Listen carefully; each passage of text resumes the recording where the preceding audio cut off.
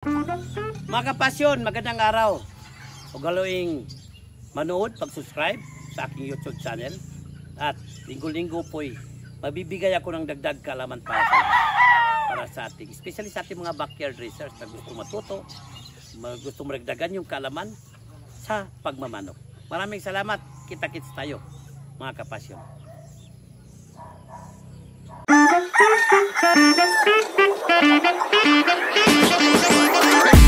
Magandang araw mga kapasyon, isa na naman segment ng ating IFM.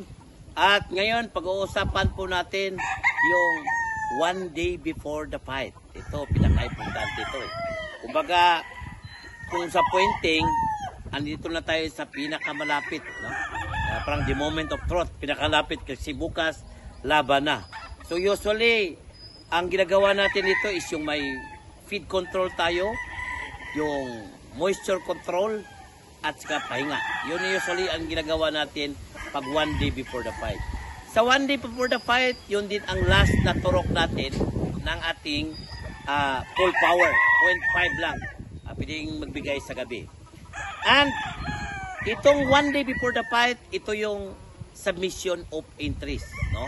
Usually, pag laban bukas, depende may mga ibang association na 2 days before the fight ng submission.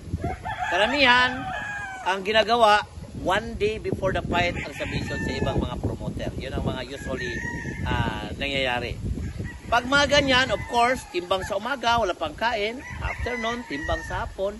Then, pagbigay ng pagkain, kasi nabanggit na natin si carbo loading, malamang sa mga ganitong 1 day before the fight, pagkak sila, yung iba gumagamit ng parang 75% yung crack corn and 25% na lang yung mixture ng kidlat, conditioner at saka platinum.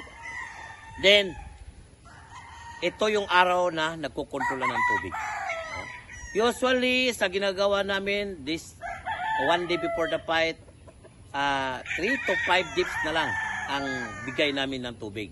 And wala na kaming ibibigay na ini vitamins, ini electrolytes diyan sa tubig, no? Plain water na lang lahat. Then 1 day, nabanggit ko kanina, submission of entries. So alam naman natin sa stag, ang give and take is 35 grams. Yung sa cock is 40 grams.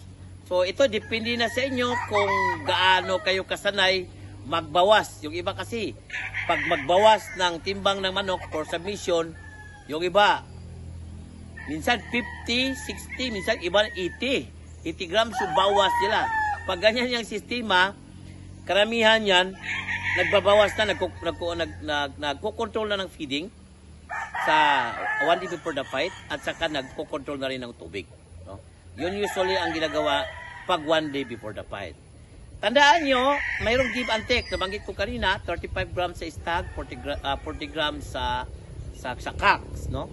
So, paano sistema? Actually, minsan nandito yung problema kung hindi ka magbabawas, pagdating sa timbangan doon sa actual fight, mangyayari dyan, baka lamang yung kalabanan ng 40 grams, 35 grams, sa manok, malaki na yan sa kanila.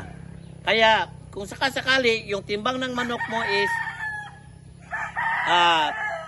2040 ang timbang ng manok, pwede mo sila isabit ng 2 flat.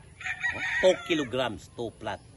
Yun ang usually, yun ang pinaka-normal lang na hindi ka naghahabol, kinabukasan, hindi ka nakatakot. Kung may kunting akyat man sa timbang, 5 to 10 grams, kaya nila kunin for sa fight day, no? So doon ka lang. Sa iba takot 35 grams, pwede lang bawas. Kung baka sakali timbang ng manok mo is 2035, bawasan mo yung 35, 2 flat yung isasabit mong timbang. Ganon ang sistema.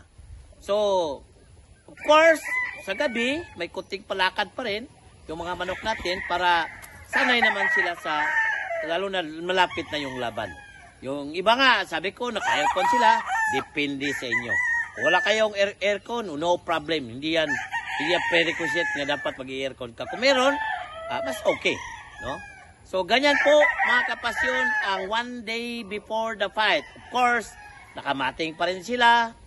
Yung timbang, talagang nakamonitor.